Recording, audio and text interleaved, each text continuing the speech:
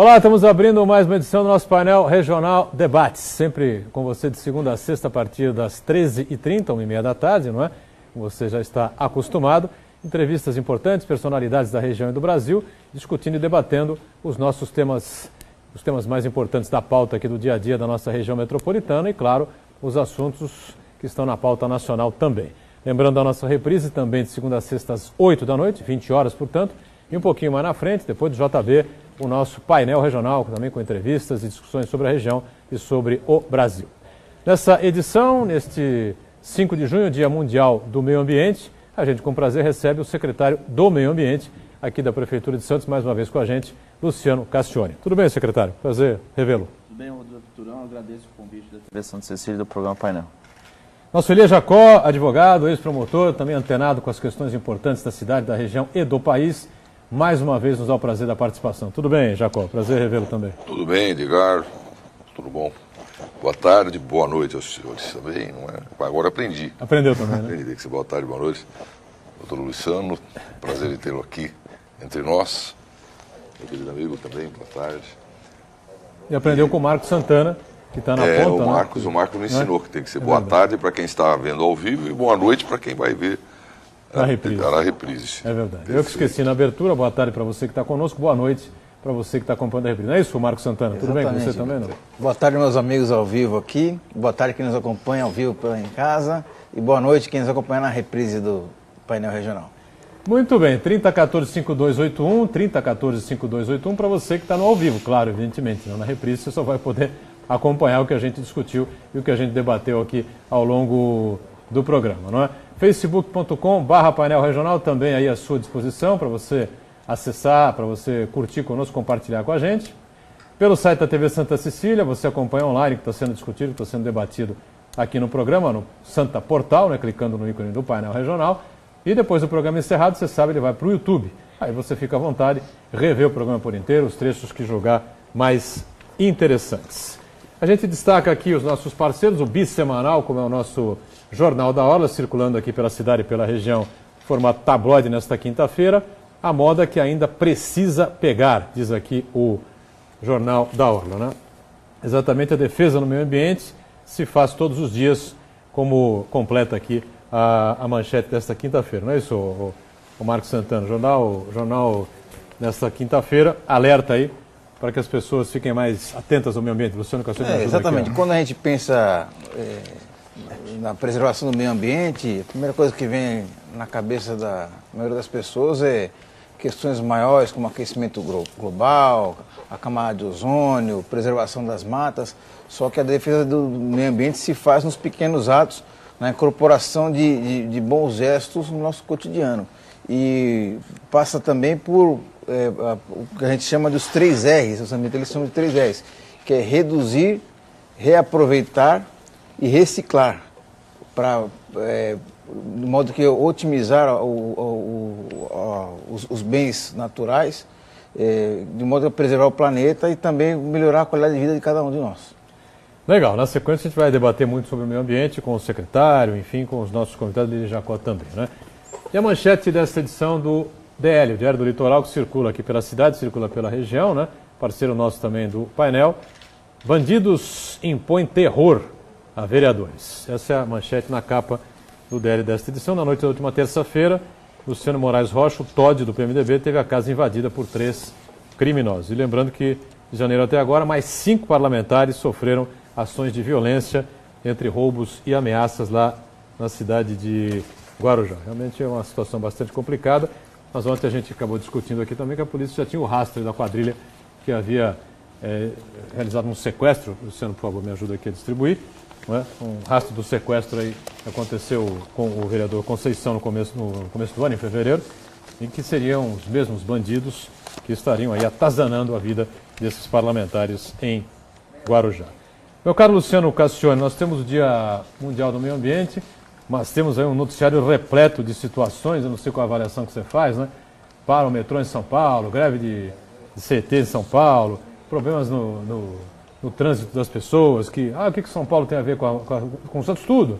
Uma série enorme de pessoas trabalham em São Paulo e sobem e descem todo dia, estão atarantadas, hoje nem puderam sair de casa, isso reflete aqui em toda a região metropolitana também, né? Aí você tem as notícias da violência, do dia a dia, enfim, o meio ambiente acaba ficando escondido ou não? Acaba ficando meio escondido, mas é um dos problemas que a gente precisa enfrentar. Você falou do problema de São Paulo hoje, com o metrô parado, problema na CET e tudo mais, e mesmo o pessoal da Baixada que sobe todo dia para trabalhar, enfrenta essas dificuldades.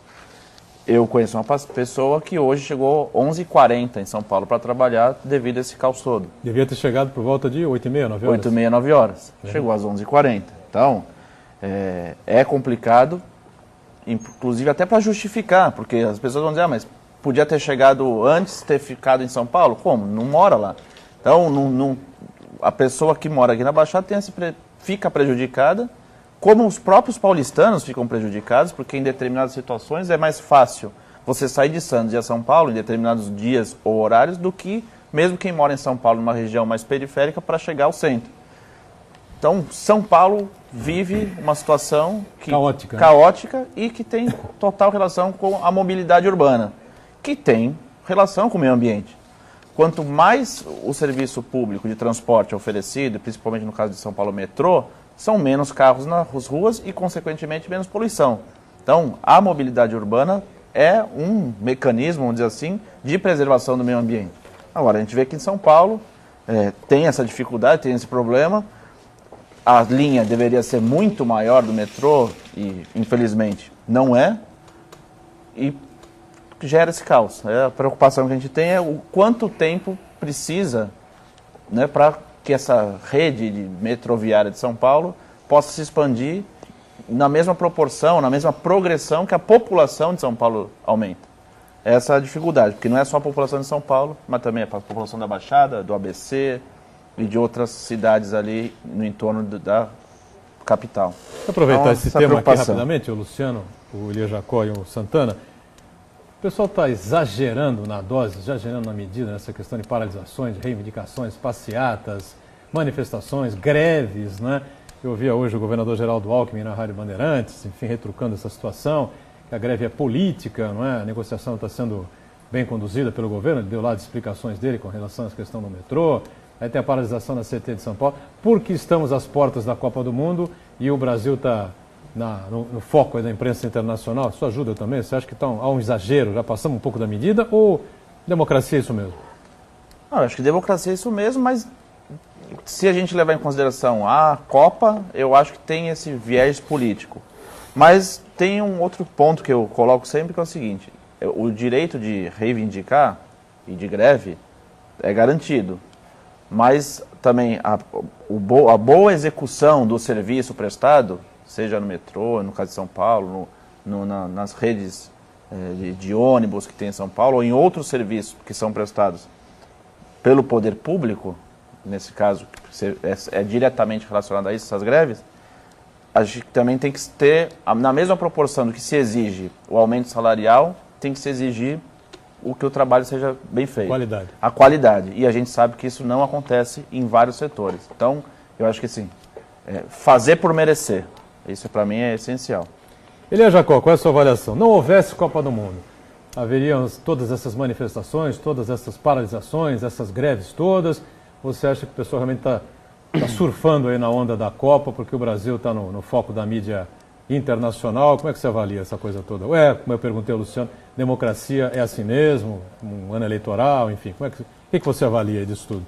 Olha, Eligar, é claro que a Copa é um momento para quem de fato é mal intencionado se aproveitar. Isso é inegável e está ocorrendo, né?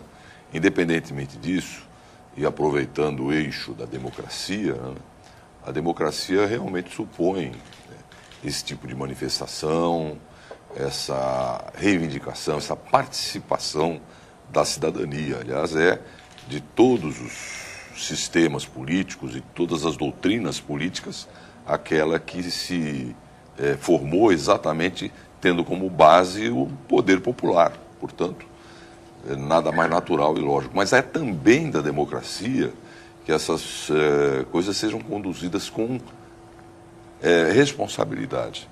E a responsabilidade, neste caso, ela não é apenas uma virtude de determinados sindicatos ou de determinadas categorias.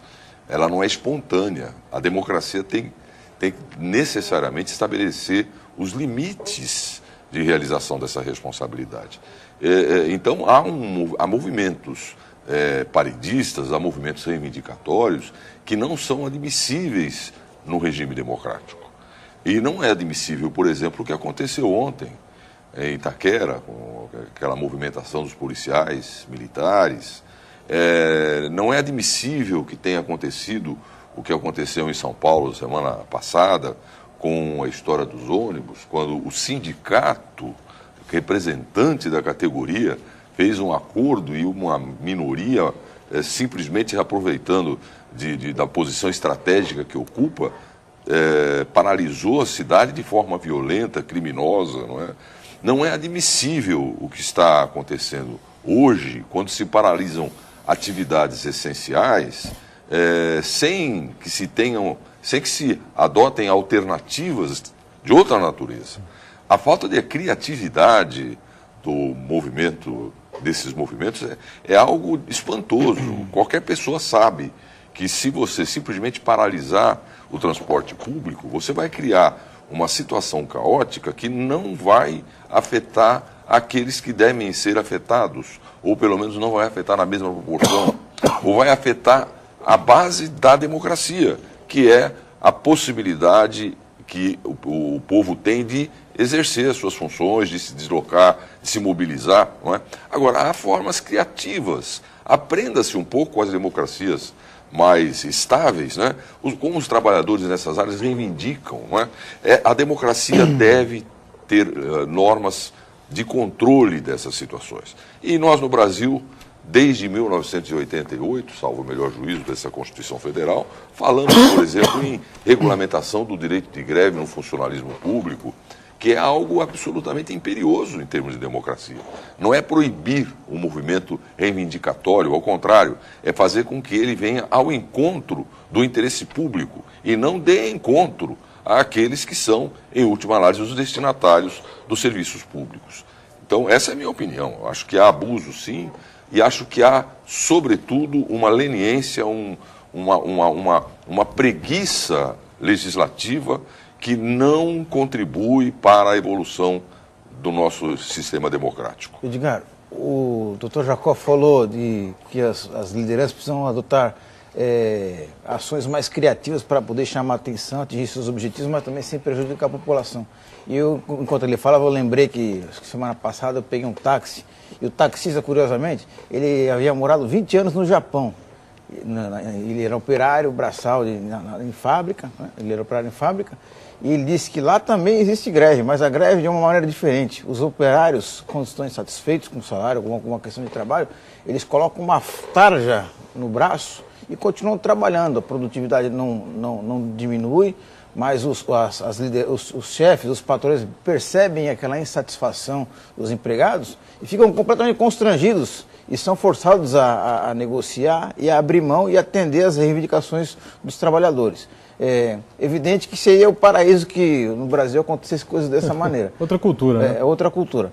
Mas, de todo modo, o direito de greve é assegurado pela nossa legislação, mas a gente precisa ter em mente também que os trabalhadores não se deixem levar e serem massas de manobra. Porque, às vezes, alguns grupos estão dentro dos movimentos e têm outros interesses que não defender a categoria. Então, utilizam aquelas necessidades dos trabalhadores para na verdade, provocar o caos.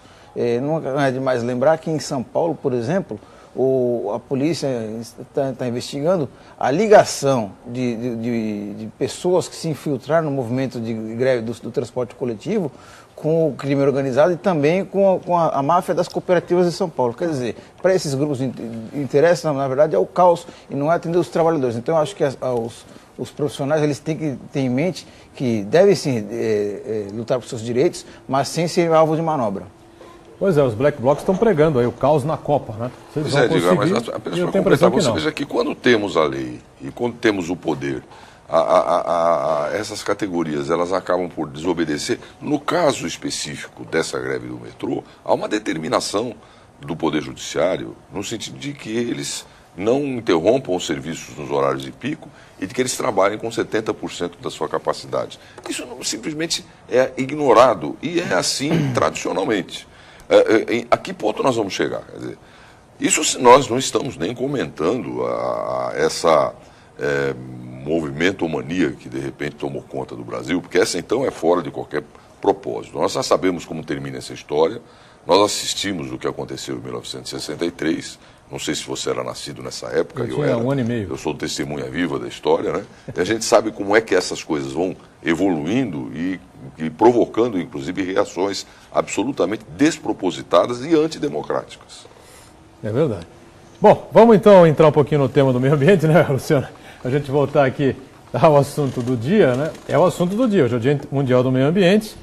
E qual é o balanço que dá para fazer aí desse 1 ano e meio aí à frente da Secretaria, junto com o prefeito, o governo Paulo Alexandre? O balanço eu acho que é positivo, é um trabalho constante, não dá para fazer tudo o que a gente quer e nem apresentar tudo o que a gente quer num período tão curto, mas a gente imagina que, pelo menos durante esse período aí que a gente tem, pelo menos de 4 anos, a gente consiga implementar uma série de ações que foram determinadas já no plano de governo e no início do mandato. Aproveitando que a gente está aqui com o material do Jornal da Hora que fala em reciclagem, reutilização de materiais, eu acho que esse é um tema importante para a gente colocar, até porque é um dos problemas que a gente identificou na cidade que precisa ser melhorado. Então, com base nisso, o que a gente identificou? Santos, em relação a lixo reciclável, tem uma coleta seletiva, uma vez por semana por bairro, e trabalha com um grupo de pessoas, de uma cooperativa, para fazer a separação desse material e dar a destinação adequada ou a venda desse material. Isso é muito pouco, né? Você não consegue conscientizar a população a separar na quantidade necessária ou todo o lixo reciclável que é gerado durante aquela semana dentro de uma residência para deixar para ser recolhido uma vez por semana. É muito pouco isso. Então, identificando esse problema, a gente fez uma série de estudos na secretaria e, se tudo caminhar do jeito que a gente imagina, até o final do ano a gente já está com um serviço diferente na cidade, que vai ser oferecido diariamente em todos os bairros. Então vai ter a coleta seletiva diária e a coleta comum diária. Então nós vamos ter os dois serviços. De que forma isso vai se dar? Enfim, a gente vai fazer uma licitação para contratar uma empresa que faça esse serviço e o material coletado vai ser destinado a 4 cooperativas que foram formadas na cidade. Essas 4 cooperativas a gente vai dividir a cidade em 4, vamos dizer, regiões, pela mesma quantidade ou volume gerado de material, e essas cooperativas vão ficar responsáveis por receber esse material, separar e dar a destinação, seja vendendo, seja reutilizando ou alguma outra forma. Edgar, se me permite, eu acho que essa é a grande boa notícia do dia, apesar da Prefeitura ter anunciado hoje um projeto importante aí para coibir que se surgem as vias públicas, mas eu acho que essa é a grande notícia do ano, porque a grande reclamação dos santistas que não aderem ao programa de coleta seletiva é o grande intervalo de tempo que precisa esperar para poder jogar fora o seu lixo reciclável. As pessoas não conseguem manter o hábito de guardar em casa o plástico, o papelão, o isopor, assim por diante, para destinar para a coleta que passa apenas uma vez. Passando todos os dias, eu acho que o hábito do santista vai melhorar, as pessoas vão incorporar isso no seu cotidiano e a tendência é que a quantidade de lixo reciclável coletado se equipare à quantidade de lixo orgânico normal. Exatamente isso. E a ideia é exatamente fazer com que tenha essa separação e a colocação que eu fiz, inclusive o prefeito que aceitou a ideia de imediato, você oferecendo o serviço diário, você pode cobrar da população. Claro, ninguém está falando aqui em penalizar quem não fizer, mas você tem como cobrar, porque hoje a pessoa fala, não separo porque não pegam. A partir do momento que é feito o serviço, a pessoa não vai poder mais usar esse argumento para dizer que não faz. Então, do ponto de vista até desse exercício da cidadania, as pessoas vão poder se conscientizar, olha, agora eu não estou fazendo a minha parte. Porque poderiam até colocar a culpa, por exemplo, na prefeitura. A prefeitura passa uma vez por semana, é difícil, não tem lugar para guardar. Qualquer argumento que o cidadão quiser usar. A partir do momento que a gente tem isso diariamente, esse argumento já não existe mais. Então a tendência é fazer essa melhoria. E o trabalho com as cooperativas é interessante por quê? Porque é geração de renda para pessoas carentes e você consegue, num curto espaço de tempo, gerar um volume de postos de trabalho, não digo emprego porque são cooperados, mas de postos de trabalho que dá uma condição melhor para essas pessoas. E quanto mais elas produzirem, ou seja, quanto mais elas separarem, mais elas conseguirem vender esses materiais, maior a rentabilidade e a lucratividade do negócio para elas, o que também é interessante. Perfeito. O Elia Jacó, o Jornal da Hora, como você viu aí na manchete, diz assim, a moda que ainda precisa pegar, né? Afinal de contas, significa que as pessoas não estão assim tão ligadas ainda nas questões relativas ao meio ambiente. Não sei se você concorda, e se concorda, o que é que falta? Discutir e educar as pessoas logo na infância com relação ao meio ambiente, na sua visão, é isso? Olha, muito rapidamente, eu tenho uma... Eu estava dizendo agora há pouco que eu sou testemunha viva da história, e eu lembro que eu comecei a trabalhar com o meio ambiente na década de 70, quando nós não tínhamos nem mesmo legislação a respeito. Eu fui o primeiro curador do meio ambiente da região, trabalhamos sob o impacto daquela famosa derrama de material tóxico em Samaritá, e depois tivemos os problemas da Petrobras, vivemos toda essa experiência e eu posso notar duas coisas. Em primeiro lugar, a força da cidadania da região. Eu me foco mais em Santos, mas eu trabalhei em Itanhaém, lá nós tivemos a primeira ação ambiental do Brasil, inclusive até livro publicado a respeito, mas de um modo geral a reação da cidadania sempre foi muito cooperativa e sempre foi muito forte nessa área. E, em segundo lugar, a evolução que nós tivemos na proteção do meio ambiente, né? A transformação do meio ambiente num bem efetivamente a ser protegido com muita eficiência, foi espantosa, né? Hoje nós não temos sequer a pálida ideia das dificuldades que nós tínhamos naquele tempo em conseguir algumas medidas, né, de caráter até local, regional, de proteção ao meio ambiente. Então eu sou bastante otimista nisso. Acho que a moda pegou, sim. Eu não concordo com acho que a moda que ele está fazendo referência é a questão do lixo. Sim, isso, aliás, a iniciativa da prefeitura demorou, como dizem os meninos hoje em dia, demorou, né? De fato é fantástica. Porque o problema é, de fato, educacional, não há dúvida nenhuma. Mas nós precisamos que o poder público, cada vez mais, leve a sério esse trabalho, e isso está acontecendo. Hoje em dia, acontece. Vamos para um rápido intervalo, mas antes sempre uma mensagem da Prefeitura de Santos para você, já que alguns artistas famosos marcam presença na noite de hoje aqui na cidade de Santos, com a abertura da terceira edição do Santos Jazz Festival, que começa no Teatro Coliseu logo mais, tá certo? E com homenagem ao renomado músico César Camargo Mariano, que se apresenta no próprio Coliseu ao lado da Orquestra Sinfônica Municipal.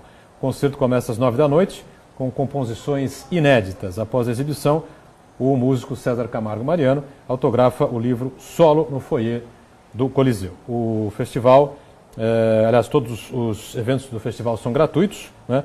A retirada de ingressos para o Coliseu aconteceu no dia de ontem, e você terá aí toda a programação do Santos Jazz Festival, terceira edição, até o próximo domingo, com nomes importantes, né? Como João Bosco, Hamilton de Holanda, o Yamandu Costa, Fernando Ferrer, Kenny Brown e outras figuras importantes ligadas ao jazz e à MPB.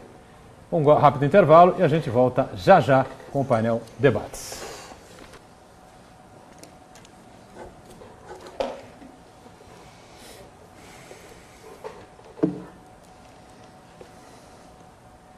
Muito bem, a gente retoma aqui o painel Regional Debates, com prazer conversando hoje com Luciano Cassione, secretário do Meio Ambiente aqui da cidade de Santos, né?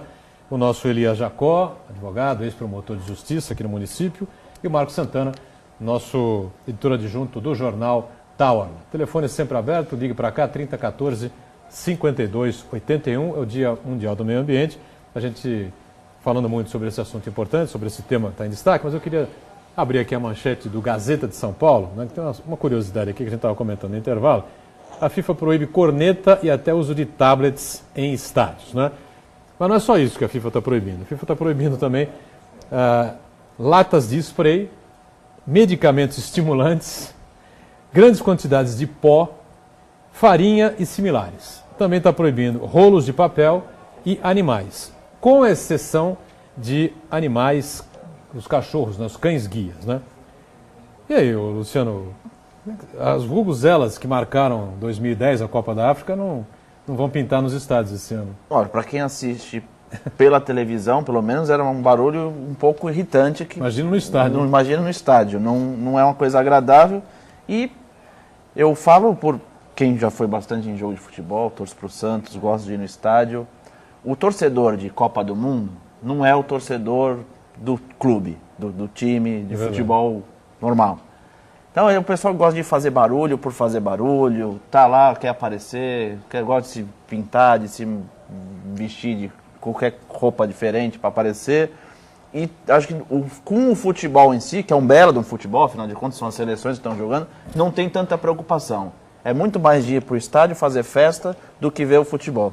Então, acho que a restrição dessas coisas aí deve ter a ver um pouco com isso. Quer dizer, a pessoa não vai muito para assistir o jogo, vai para fazer qualquer outra coisa na arquibancada do que assistir. O padrão FIFA e as proibições FIFA, meu caro Elias Jacó.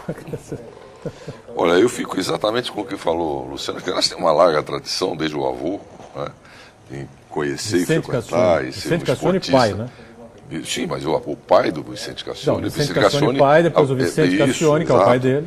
E sempre foram esportistas. É verdade. Radialistas, brilhantes, inclusive. além de outras virtudes que a gente gosta sempre de destacar. Agora, esse padrão FIFA também poderia resolver a questão da qualidade dos nossos jogos, não é? Dos nossos times, que estão cada vez mais nos decepcionando. Espero que a seleção não seja o reflexo disso, não é? Mas quem sabe não se possa fazer o padrão FIFA para o Santos, para o Corinthians, para o São Paulo, Palmeiras, né? Com a Portuguesa, para que a gente volte ao passado. Ô, Marcos Santana, essa notícia proibições FIFA. Essa notícia me deixou com uma dúvida, que é a seguinte: no ano passado foi noticiado amplamente que o Carlinhos Brown, aquele grande ritmista da Bahia, ele foi contratado para desenvolver um instrumento musical que seria utilizado na Copa do Mundo em substituição da vuvuzela. Ele fez uma espécie de um chocalho, alguma coisa assim, né? Sim. E aí, ele, segundo ele, que não danificaria os ouvidos dos torcedores, porque respeitaria não sei quantos decibéis. E eu tenho uma dúvida de quem que financiou esse projeto todo aí. E agora eu quero saber o que o Carlinhos Brown vai fazer com esse instrumento musical. E será que está proibido também, né? Com certeza, né? Estão proibidas as cornetas, né? Eu acho que um similar da corneta também deve estar proibido, né? Para evitar aquele barulho ensurdecedor, né? Que o pessoal sofria, reclamava tanto. Na verdade, esse aparelho, estou tentando lembrar o nome dele, ele foi proibido logo que lançado. Realmente é uma empresa privada que está patrocinando. Ou empresa pública, não sei se é Banco do Brasil, se é por aí. Mas agora está havendo uma tentativa de autorização, viu? Estão trabalhando bastante no sentido de liberar essa coisa aí, que realmente pode ser que fazendo isso, ou com o Charlinhos Brown, né? Charles Brown fazendo, mas eu imagino milhares daquele negócio, tá louco. Luciano Cassione, hoje a Prefeitura de Santos lançou aí um novo projeto para a cidade sem lixo, né? Cidade sem lixo. E aí? Não, na verdade, a gente, no mesmo evento, lançou esse programa, Cidade Sem Lixo, e, voltando só rapidamente na questão do recicláveis, a gente assinou um convênio com a Associação Brasileira da Indústria de Materiais de Higiene, Limpeza Pessoal e Perfumaria, esse convênio, que é entre a Prefeitura e essa associação, que é a BIPEC, mais 2 cooperativas da cidade para capacitação dessas pessoas que trabalham nas cooperativas e o fornecimento de equipamentos para melhorar a produtividade dessas cooperativas. Então, isso foi assinado hoje, acho que é importante, até porque às vezes falta recurso a essas cooperativas para se equipar e também para capacitar as pessoas que lá trabalham. Então, isso foi uma parte do evento de hoje que tem a ver com esse trabalho que a gente quer fazer. Até o final do ano, provavelmente, já está funcionando plenamente na cidade. E o programa Cidade Sem Lixo, na verdade, é uma lei, o Código de Posturas, que foi alterado recentemente num projeto do vereador Kenny e que agora vai ser, vamos dizer, não implementado, mas vamos intensificar a fiscalização na cidade das pessoas que jogam lixo na rua. Basicamente, é uma lei para evitar que a cidade, as ruas da cidade, as calçadas da cidade, fiquem sujas, fiquem poluídas. Nessa lei tem uma diferenciação em relação à penalidade das pessoas que fizerem esse descarte irregular, de acordo com o volume do lixo jogado, né? Então, tem uma variação no volume mínimo, que é o papel, bituca de cigarro, casca de fruta, que é uma multa de R$150, e esses valores vão aumentando com 4 valores, 150, 250, 500 e R$1.000, isso conforme a quantidade de lixo. Claro que a preocupação e nem a ideia da prefeitura é punir. A ideia é educar, a ideia é mostrar a necessidade de a gente viver numa cidade mais limpa. A ideia é que as pessoas se conscientizem que a cidade, né, onde elas vivem, é a casa delas. Porque eu tenho certeza que ninguém, na sua própria casa, na sua moradia, na sua residência, joga lixo no chão. Por quê? Porque sabe que isso não é bom, que isso, do ponto de vista estético, é ruim, do ponto de vista para a saúde é ruim, e uma série de outras coisas que se evita que se faça isso em casa. Se não se faz em casa, não se deve fazer em nenhum lugar. E, fora a questão ambiental, a gente tem outras questões que influem até nos serviços públicos. Se você diminuir a quantidade de lixo gerado na rua, você acaba tendo menos despesa com limpeza urbana, você acaba tendo menos despesa com a limpeza da rede de drenagem do município, que tem como causa número 1 de entupimento e, consequentemente, dos alagamentos das ruas, esse lixo que é mal jogado nas ruas e nas calçadas. Então você tem uma economia aí, a partir do momento que você não precisa ter um número maior de limpeza, você evita transtornos com os alagamentos. Então, evita, inclusive, que grande parte desse material acaba indo para o mar e gera um problema de poluição, que o nosso mar, que é um dos pontos, vamos dizer, de atrativo turístico da cidade, esteja poluído e acaba a gente não tendo essa atratividade em relação ao turismo, porque é um mar poluído. Claro que não é só isso que gera poluição, mas a gente tem que evitar todas as fontes de poluição. Então, num primeiro momento, o que se quer é, com esse projeto Cidade Sem Lixo, com campanha educativa, é mostrar a necessidade de se evitar ao máximo que jogue lixo no chão. E o principal, e isso foi uma ideia que eu coloquei, a campanha vai ser feita através de jornal, de TV, rádio, material no bus door, né, que vai na traseira do ônibus, e sacolas plásticas. A gente não está produzindo material impresso da prefeitura com panfleto, folder, essas coisas. Por quê? Exatamente para evitar o problema da pessoa receber o papel e jogar no chão. Secretário, no Brasil a gente sabe que existem leis que pegam e leis que não pegam. Essa lei aí é uma boa ideia, mas para ela deixar de não pegar, além da campanha educativa, acho que imagino também que seja reforçado o número de lixeiras pelas ruas. Senão o cidadão vai ficar meio numa encruzilhada. Ele vai até querer colaborar, mas vai acabar não tendo aonde depositar o seu lixo. O projeto também prevê ampliação do número de lixeiras na cidade?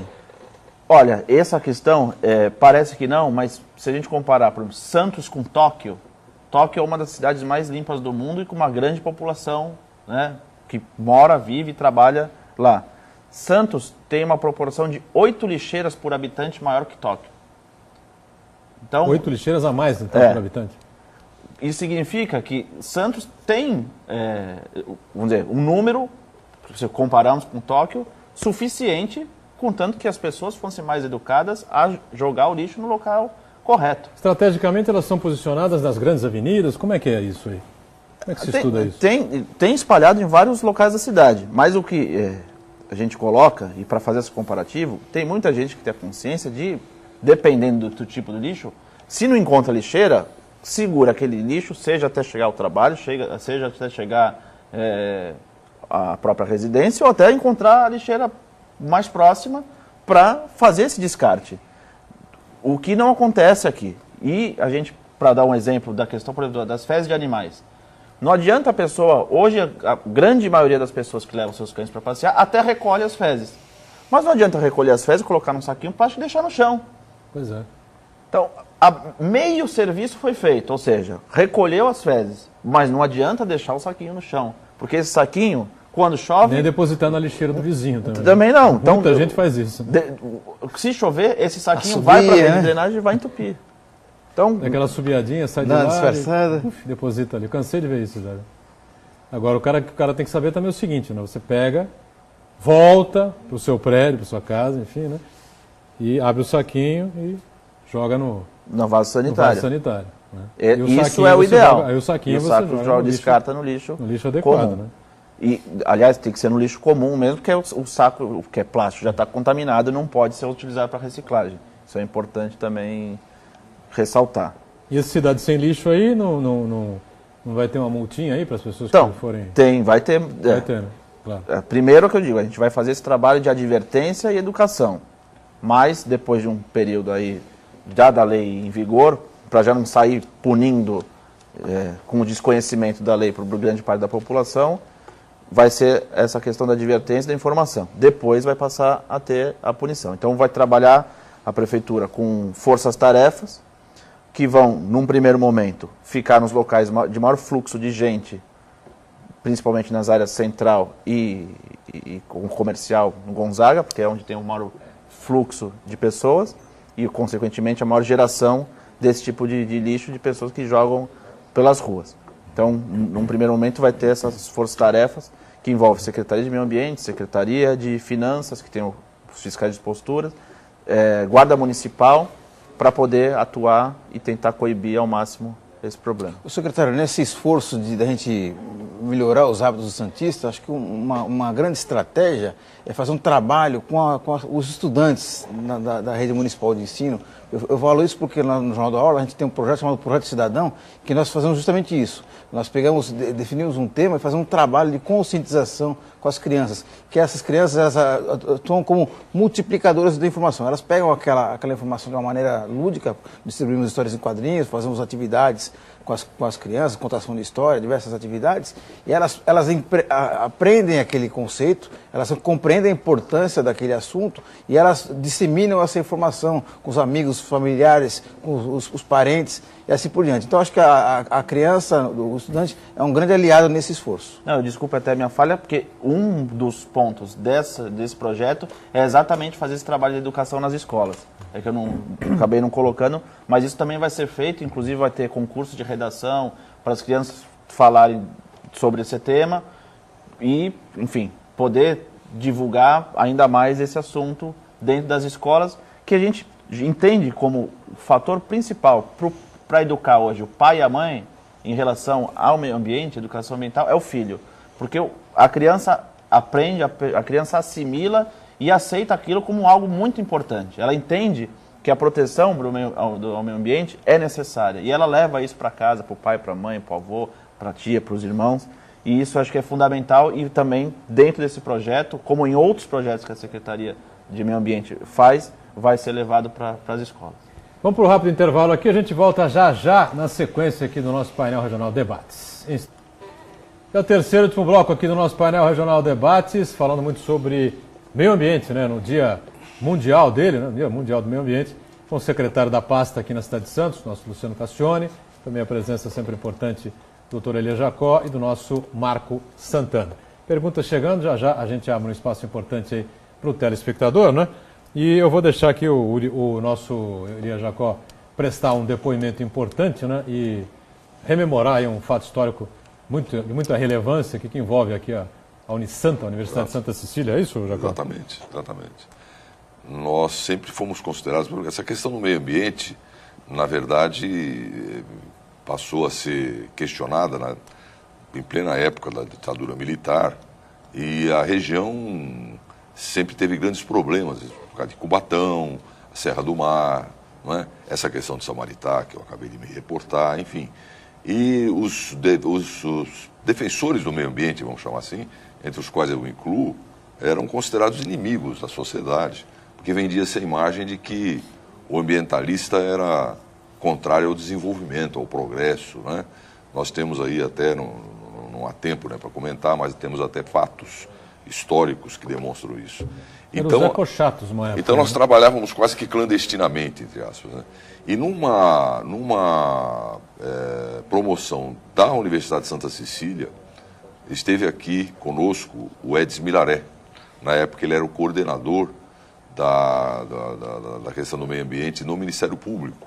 Depois ele foi secretário do meio ambiente e hoje é um ambientalista, um advogado ambientalista bastante conhecido.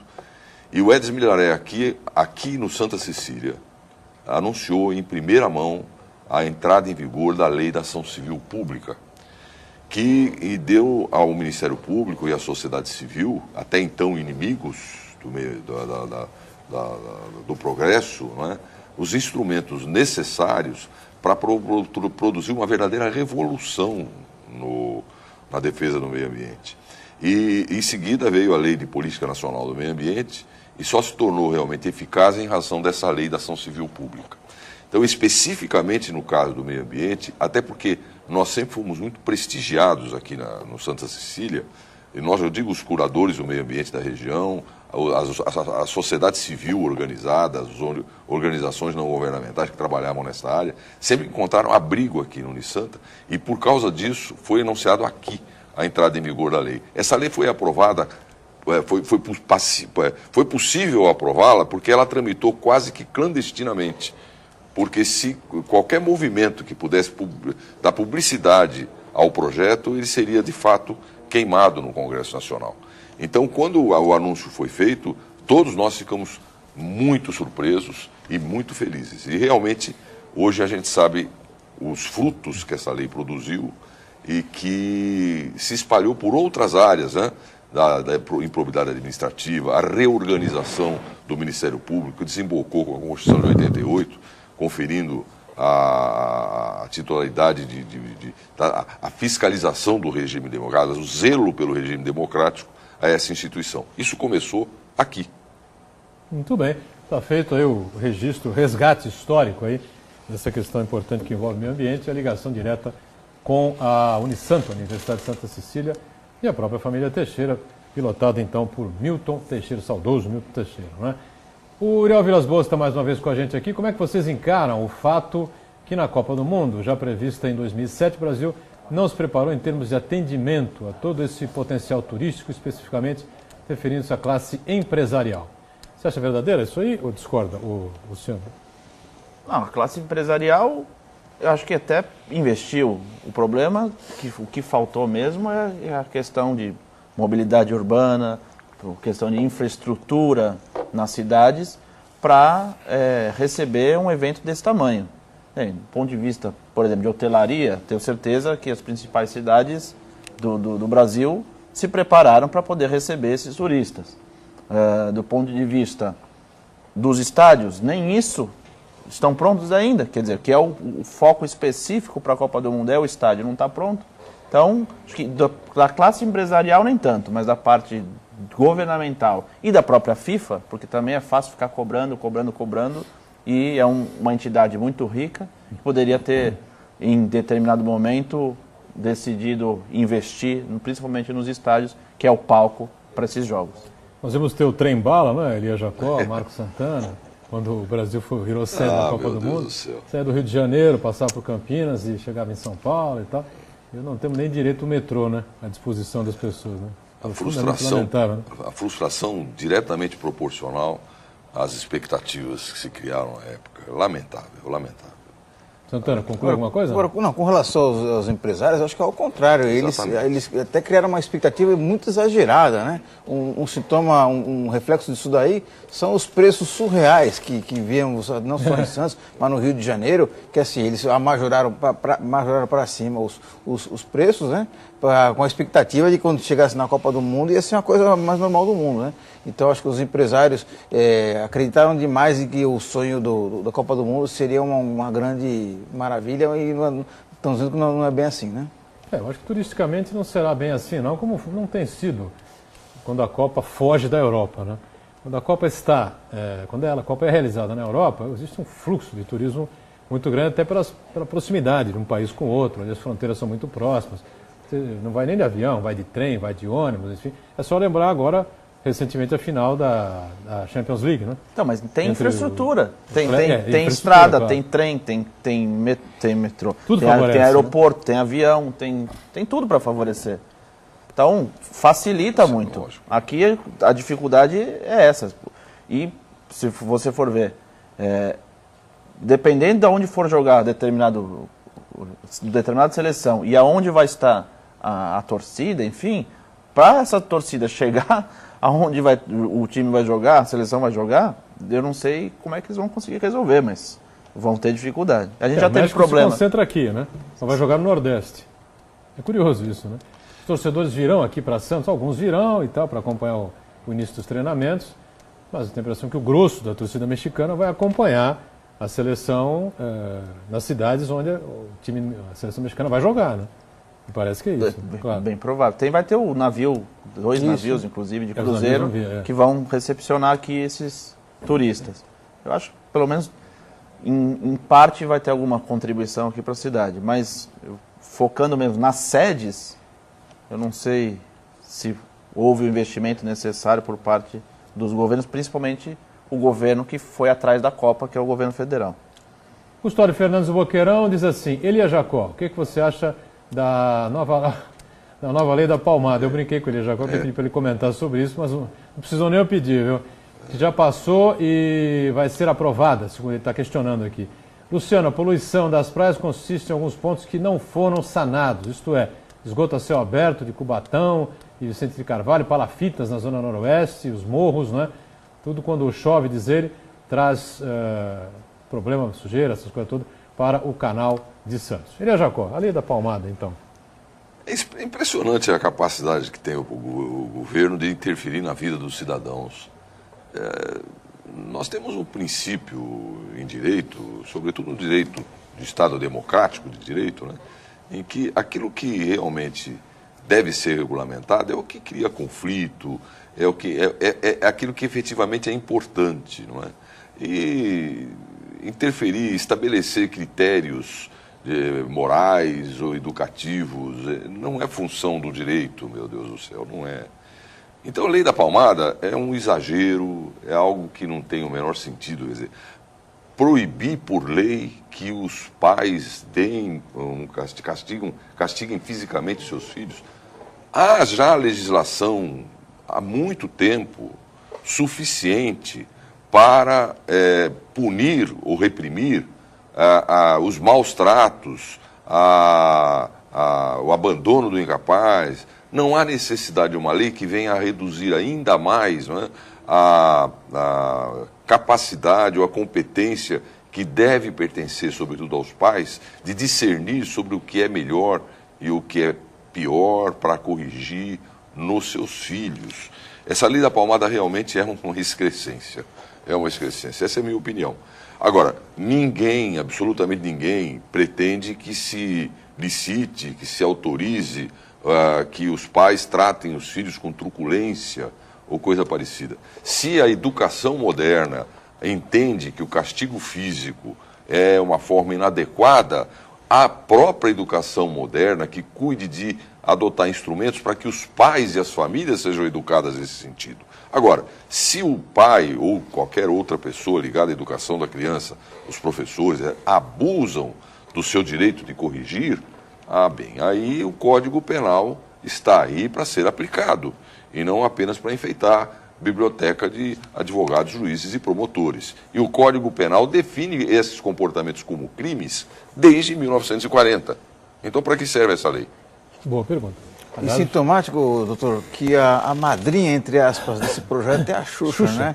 É uma personalidade que ex-rainha dos baixinhos. Que teve uma grande oportunidade de fazer um trabalho muito interessante com as crianças, mas na verdade imbecilizou uma geração inteira de crianças aí, que hoje sexualizou a cabeça de milhares de crianças, e os resultados a gente vê hoje em dia nas postagens do Facebook, né?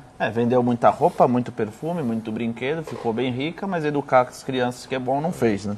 Eu acho mais do que isso, eu acho que ela pode ser madrinha, mas o pai disso aí é um pedagogismo, né, politicamente correto, e que interessa a um determinado grupo que está disputando o poder e que vai conseguir talvez alguns votos com esse pessoal. Vai perder muito mais do que vai conseguir. Então isso não é pedagogia, isso é pedagogismo. Isso é essa doença do politicamente correto, né? Pode ser que a Xuxa tenha sido a madrinha, se bem que me parece que o problema da Xuxa enfocou mais na questão do abuso, né? O abuso sexual, da pedofilia, não é? Que é realmente abominável, isso não há dúvida nenhuma. Agora, dar um tapinha no bumbum da criança, problema tapinha dos não vai, pais. né? O tal psicotapa, né? Todos nós levamos, né? na verdade, na infância, né? Quem disser que não levou aqui na mesa, eu levanto e vou embora. Bom, Luciano, havia uma pergunta também para você, né? Encaminhada com relação a essa questão de portuária, questão de esgoto a céu aberto. Eu já emendo a pergunta do Adel também, sobre a cidade limpa, por que não começar a... Dá para baixar o TP para mim, por favor, pessoal? Ensinar crianças nas escolas desde o primeiro ano, fundamental, a aprender a não jogar lixo nas ruas e se estender a todos os jovens. Você já disse que isso também vai acontecer, né? Em relação à poluição, a gente sabe que não é só essa a única fonte de poluição dos canais ou do mar. Existe esse problema, que é um problema, no caso de Santos, metropolitano, porque envolve Cubatão, Guarujá, Vicente Carvalho, São Vicente e a própria cidade de Santos, que tem esgoto a céu aberto, principalmente em razão das palafitas e das favelas que tem na margem aí da área, vamos dizer, insular de Santos, e isso, obviamente, gera um problema. Mesmo o porto em si também gera um problema na balneabilidade. Então, não é só o problema do lixo que joga na rua, obviamente. São vários problemas, só que gradativamente a gente vai eliminando, tem que começar por alguma coisa, ou tentar ir eliminando todos. Não dá para ignorar um porque ele é menos. A gente tem que fazer, e esse caso da lei serve para isso. Perfeito. E das crianças, já havia dito, não é que evidentemente haverá um investimento nas escolas para que desde cedo, desde pequenos, né, as pessoas tenham, os meninos, os jovens, adolescentes tenham contato aí com as questões ambientais, para criar essa cultura importante, né? E para depois chegarem em casa e cobrarem a atitude dos próprios pais. Não, né? isso, como eu falei, já a gente, para esse caso específico, a gente já vai fazer o trabalho, já tem aí um plano de trabalho junto com a Secretaria de Educação, mas de uma forma geral, em relação à educação ambiental, já é desenvolvido um trabalho pela Secretaria de Meio Ambiente, mas não só a Secretaria de Meio Ambiente, mas a de Educação, e com parcerias. Quer dizer, o Jornal da Orla é um parceiro nesse caso. Aqui mesmo tem uma propaganda aqui no Jornal da Orla, BTP Educa, quer dizer, uma empresa que também patrocina um projeto de educação ambiental junto às escolas do município. Então, essa preocupação é em relação ao meio ambiente, uma das principais que a gente tem aqui na Prefeitura. Muito bem. Algum ato ainda para fechar aí o dia com relação ao meio ambiente na cidade? Ou... No sábado vai haver um plantio no Jardim da Praia, se eu não me engano, se não alteraram a quantidade, de 60 árvores no Jardim da Praia, nas alamedas da praia. Por quê? Isso é um projeto que eu coloquei em prática, que se você anda no calçadão, do lado da rua ou do lado da areia, tem sombra. Mas nas alamedas do Jardim da Praia não tem, que em tese, é o lugar mais agradável para passear. Então tem um jardim, mas não tem árvore que faça essa margem das alamedas para dar sombra. Então o nosso projeto a gente já começou, mas nesse sábado vai ter um plantio, vindo do emissário submarino até a ponta da praia, plantar árvores para preencher todas essas alamedas do jardim e, claro, não agora, mas daqui 5, 10 anos, ser um lugar mais agradável para passear, com uma sombra mais, vamos dizer, que favoreça aos passeios não só dos lados da avenida ou da areia, mas também ali pelo centro das alamedas do Jardim da Praia. Faltou só perguntar para ele, né, Marcos Santana, se ele está saindo mesmo do Democrata, se já saiu ou se é tudo especulação, né, para fechar, num tiro. Não saí, e isso depende de uma série de fatores que não foram resolvidos nem discutidos ainda até o limite que precisa rediscutir. Luciano Cassione, prazer receber você aqui, até uma outra, viu? Obrigado, até a próxima. Obrigado, Luciano, nosso secretário municipal aqui de Meio Ambiente aqui de Santos. Obrigado, Elia Jacó, figura sempre importante, nosso comentarista aqui no Painel Debates, como o nosso Marcos Santana, do Jornal da Hora. Obrigado também pela participação, você que nos acompanhou. Muito obrigado também. O Painel Debates volta amanhã, 1h30 da tarde, com a reprise às 20 horas e um pouquinho mais na frente, às 22h, o Painel Regional. Tchau.